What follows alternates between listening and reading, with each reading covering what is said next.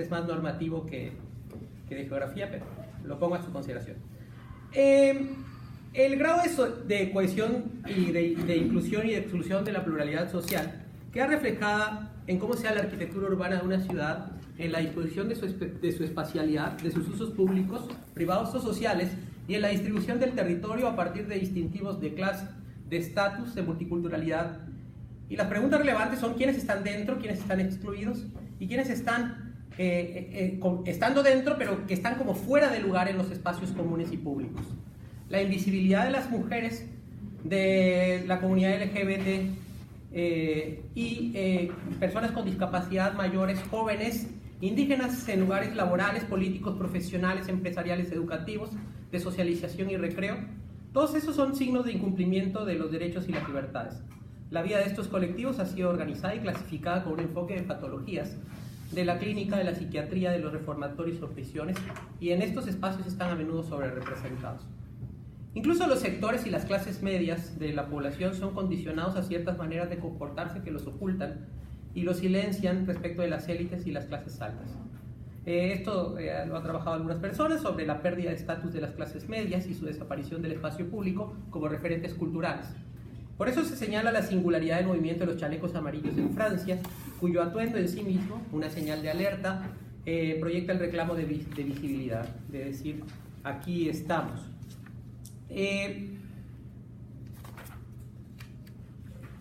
Judith Butler ha prestado atención a la cuestión de la precariedad de las vidas de las personas y la aparición de los cuerpos en los espacios públicos, ¿sí?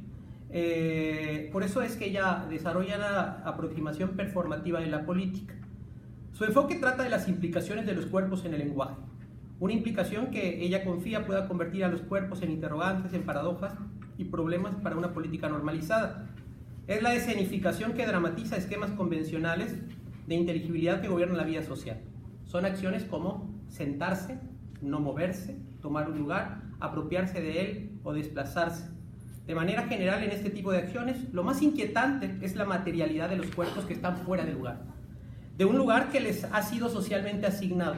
Por esta misma razón, las desviaciones sociales han sido estigmatizadas como desórdenes mentales muchas veces o síntomas de enfermedad psiquiátrica por las incorrecciones situacionales que constituyen pruebas de que el individuo no está dispuesto a mantenerse en su lugar. Negros con letreros que reclaman que sus vidas importan, que son personas, que sueñan, mujeres diciendo que lo personal es político o que su cuerpo es su decisión mientras lo exhiben desnudo o lo dramatizan con un aborto, pero también las mujeres musulmanes con un velo en lo público, la comunidad LGBT y con desfiles sexualmente expresivos. Estamos aquí, somos raros, acostúmbrense. Deudores y desempleados con consignas. No son recortes, son ejecuciones. No somos mercancías de políticos y banqueros. Migrantes económicos, desplazados o refugiados, expresando que ningún ser humano es ilegal, o pueblos indígenas anunciando que están vivos. Todas estas imágenes expuestas en espacios abiertos ilustran el sentido que Butler atribuye a la política performativa y recuerdan los gestos de Diógenes, quien masturbándose en la vida pública respondía al ser reconvenido. Dice, ojalá y fuera posible frotarse también el vientre para no tener hambre. Solía entrar al teatro topándose con todos cuando salían al término de una obra. Diógenes va siempre contracorriente y trata de sacudir a los demás, de hacerles ver lo ridículo y absurdo de muchas costumbres y prácticas comunes. Solo con el discurso, sin la aparición, presencia y contacto de los cuerpos fuera de lugar, sería difícil comprender el sentido profundo de lo que se quiere decir. Al aparecer en lugares antes insospechados y con gestos impúdicos, la gente dice cosas haciéndolas. Estorbar, distraer, interrumpir, molestar, es parte de lo que se tiene para expresar. De modo que dice mucho más el gesto valiente de Rosa Parks sentada en un espacio segregado, resistiendo humillaciones e insultos, que la decisión de la Corte Suprema Americana que declara iguales pero separados. Sin embargo, no solo los grupos desaventajados dicen cosas haciéndolas impúdicamente. La Manada en España, los Porquis y las Muertas de Juárez en México recuerdan acremente a las mujeres cuál es su lugar en la ciudad. No pueden estar solas, ni mucho menos divertirse de la misma manera que los hombres, porque saben a lo que se arriesgan y a lo que se exponen. Son, por tanto, ellas responsables de lo sufrido. También es el caso de los migrantes hispanos en Estados Unidos, objeto de cacerías humanas por ciudadanos milicianos como los Minutemen o los patriotas constitucionales. Ellos se lo buscan, son invasores de un lugar que no es suyo. ¿Sí? Saskia Sassen observa que sobre el territorio, concebido como una parte de lo estatal nacional, suceden una serie de procesos multiescala que se traslapan, ¿sí? Habitamos en lugares multiescala. El problema es que estos procesos no se corresponden necesariamente con las formas de organización política de los lugares y con las maneras en que las personas hemos concebido nuestra inserción en estos espacios, ¿no? Esto que decía Kant, no entré a esta parte, sobre la necesidad de pensarse en términos morales como agentes en lo privado, en términos cívicos como ciudadanos de lo nacional y en términos como ciudadanos cosmopolitas en el orden transnacional, ¿no? Entonces, no se corresponden las maneras en las que se organizan las formas del espacio y las maneras en que hemos diseñado y hemos comprendido la agencia humana y la organización de lo público. Sí, y lo que es innegable es que no existe un orden global con un agente intencional identificado que sea capaz de coordinar, organizar, supervisar y controlar la economía y la política, ¿sí? Las relaciones interestatales. Y lo que no se puede decir es que sean instancias de justicia cosmopolita. Por eso el objetivo del texto no es la cuestión de las escalas de gobernación o de gobernanza globales. Es mucho más modesto, pero sin embargo no es poco ambicioso. Consiste en dar cuenta de todas estas formas de organización política y sus relaciones con los mercados y otros subsistemas sociales, como la ciencia y la técnica, por ejemplo, cualesquiera que sean sus mecanismos de integración y sus reglas, que se aterrizan de modo singulares sobre espacios físicos concretos y afectan de modo ineludible a las personas que los habitan. Lo ambicioso del proyecto estaría del lado de la propuesta de que en la dirección inversa a estos procesos que han ocurrido de manera vertical, o sea, hacia abajo, de manera inversa a esta lógica que se da por sentada, los aterrizajes territoriales locales de estos procesos multiescala también se deben y se pueden enjuiciar e influir en la dirección contraria, en una dirección diferente, eventualmente contraria a las formas usuales en que acontecen como si fueran inevitables, necesarios o naturales, pero con otros enfoques comunicativos en el plano de intercambios cara a cara, face to face. Esto no significa que exista en todos los casos, por parte de las personas, la suficiente capacidad para descifrar, definir, controlar o contener dichos procesos, pero siempre se retiene alguna capacidad para ejercer sobre esos procesos y sus dinámicas algunas resistencias, para entorpecerlos o para allanarles el camino. En la medida en que su implantación concurre en causas complejas y multifactoriales, no se puede decir que todas esas resistencias sean idóneas para lograr los objetivos perseguidos intencionadamente por sus agentes, pero no son inocuas y no son inútiles. Los cuerpos ocupando los espacios físicos, sus dichos junto con sus dramatizaciones, son medios potentes que obligan a prestar atención y a reflexionar sobre los defectos de la política, con independencia del desenlace de la protesta social. El caso de las empresas que buscan instaurar industrias extractivas en territorios indígenas, por ejemplo, muestran el deber y la necesidad de dialogar, reconociendo las especificidades de la cultura, de la región, del territorio físico, comprendido ahora como lugares experienciales con significados simbólicos para las personas y los pueblos. Con esto se quiere redignificar el lugar de la política política, de la participación de la gente cara a cara, hombro a hombro, a ras del suelo. Por eso importan las manifestaciones y las movilizaciones en las calles y en los parques tras el fracaso de los parlamentos, los tribunales y la administración como los lugares habituales de la política. La dimensión performativa de la política, las aglomeraciones, las asambleas y los movimientos, desplazar, migrar, invadir, avanzar, abrir, pero también estar, permanecer, cerrar, resguardar, avanzar, retroceder en ciertos espacios. En casi todas estas expresiones la dimensión del espacio y del territorio es crucial y suele percibirse siempre como subversión o transgresión en las maneras y discursos e imágenes que son dignas de ser vistas, oídas e incluso olidas, ¿sí? Hay también una sociología del olor y del cuerpo y que normalmente tiene que ver con los pobres, con el populacho en términos de toque. Por lo tanto, no son acciones puramente simbólicas, dicen e implican cosas que pueden ser interpretadas pese a que las batallas sucedan muchas veces dramatizadas y expresadas mediante metáforas. Habría situaciones corrientes de comunicación en las que se entiende bien de lo que se habla, pero hay situaciones excepcionales que rebasan estos marcos, ¿sí? Voy a pasar muy rápido por aquí. Bueno, un problema es que la política de las democracias liberales ha asumido que la vulnerabilidad humana, los cuerpos son irrelevantes para la política en razón de una comprensión, esto lo había anunciado Nussbaum sobre la idea del sujeto ciudadano como autosuficiente, independiente, etc. Pero no me detengo mucho ahí, ¿no? Voy cerrando. Puede parecer romántico, utópico y hasta irresponsable en un contexto como el actual, de crisis de legitimidad de las democracias liberales y pluralistas, proponer que la gente saliendo, ocupando, recuperando calles, plazas, fábricas, predios urbanos, baldíos o residenciales, sea una manera razonable de perfeccionar los regímenes democráticos.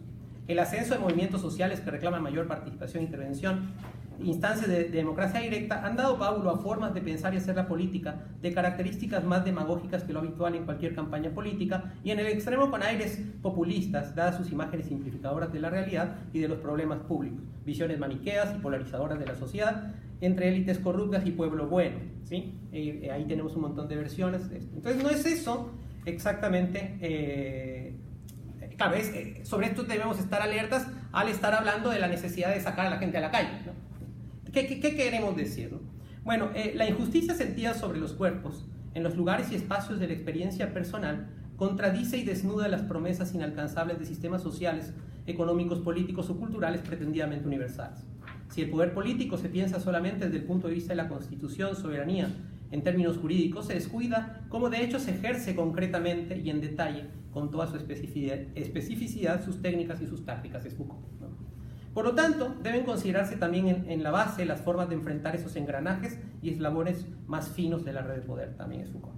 Cuando se subordina el tema del poder a la instancia económica, a la lógica del interés, los otros problemas humanos terminan siendo de poca importancia, ¿sí? Puede tenerse imaginación institucional para fortalecer los regímenes pluralistas, pero nada garantiza la inclusión plena ni el acceso efectivo a los derechos. No existen instituciones democráticas a prueba de sospecha, ¿sí? ¿De qué se trata este texto y su propuesta? ¿Sí? La idea es simple, pero ambiciosa. Se trata de democratizar la sociedad, la escuela, los mercados, la fábrica y el hogar.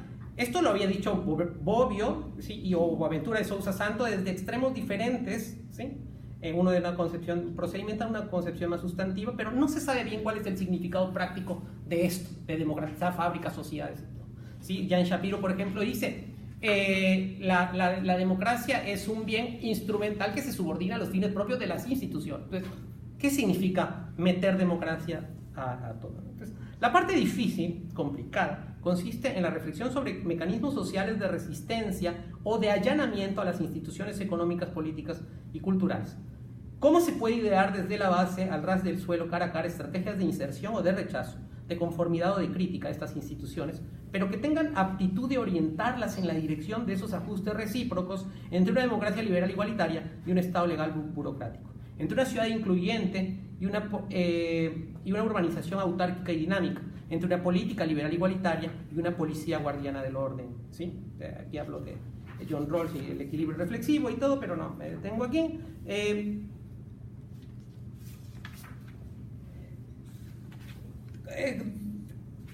La cosa es si las personas al final tenemos la reflexividad suficiente para movernos en entornos, en estas dinámicas, en entornos complejos, multiescala, y cómo podemos hacerlo, ¿no?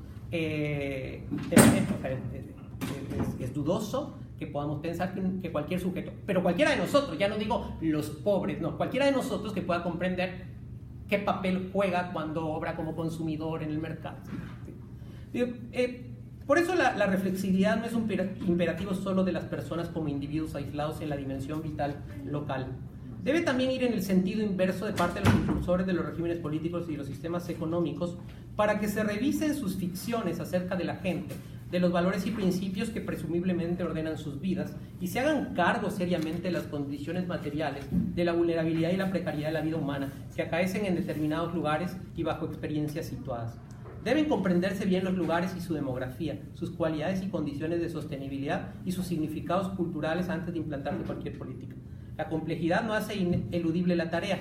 Al final, de facto, todas las personas tratamos de ajustarnos, de acomodarnos, o por el contrario, de resistir, de arreglar y transformar los espacios que habitamos, transitamos o visitamos. O sea, esto lo tenemos que hacer, o sea, es inevitable. Cómo percibimos lo que nos toca en estos espacios no necesariamente se corresponde con los datos objetivos del mundo, ni tampoco auxilia para identificar qué sea lo que funciona bien y qué sea lo que falla. No obstante, en la medida que los efectos de la política y de la economía son reales sobre nosotros, como reales también son las reacciones que las soportan o que las desafían, la búsqueda de esos equilibrios es una tarea permanente y tendría que ser concebida como un proceso de aprendizaje, pero que no esté exento de retrocesos. Como señala Bourdieu y Wacant, no es la misma la actitud del sociólogo que estudia el sistema educativo y sus políticas que la de un padre de familia que busca encontrar una buena escuela para su hija. Voy cerrando. Cuando mamá y papá constatan que la escuela cerca de su barrio para su hija no satisface ciertas expectativas, que por ejemplo su título y las habilidades que recibió no tienen salida laboral o que están por debajo del nivel de aptitud requerida, pueden percatarse mejor de la injusticia de la segregación espacial y de la distribución de las mejores y peores escuelas bajo patrones de clase social, de estatus o de regiones. Donde el régimen democrático, la ciudad y la política ofrecían una igual condición, derechos y oportunidades equivalentes, los padres y las madres se topan todos los días con una administración y una burocracia educativa estatal, con una urbanización y una policía que son refractarias al acceso de las niñas y los niños pobres, con discapacidad, indígenas, transgénero, etc. Este rechazo y exclusión son ostensibles en la arquitectura del espacio, con muros, vallas e incluso con indumentaria distinta que marca las distancias y señala quiénes pertenecen a qué lugares y quiénes no pertenecen. De esta manera, se nota la injusticia de un sistema escolar que se organiza con una dinámica que llega al extremo de cerrar las puertas en el rostro de una niña indígena pobre por ese solo hecho. De esta constatación en el terreno surge como un impulso potente el imperativo de transformar los espacios escolares en zonas libres de acceso a todas las niñas y los niños, con total independencia de su condición y la de sus padres, sea lo que sea que tenga que hacerse. La injusticia del sistema educativo se revela en este caso en los muros que dividen el adentro y el afuera, no tanto en el problema de la escasez, sino en dónde se traza la frontera, quién la traza y con qué legitimidad. Y con esto cierro, esto une, ¿sí? Porque me di muchos saltos, a fin de cuentas es un problema de democracia. ¿Quién traza las fronteras? ¿Dónde las traza? En el sentido indicado por Bobbio de la democracia minimalista. Es un conjunto de reglas primarias y fundamentales que establecen quién está autorizado para tomar las decisiones colectivas y bajo qué procedimientos. Gracias.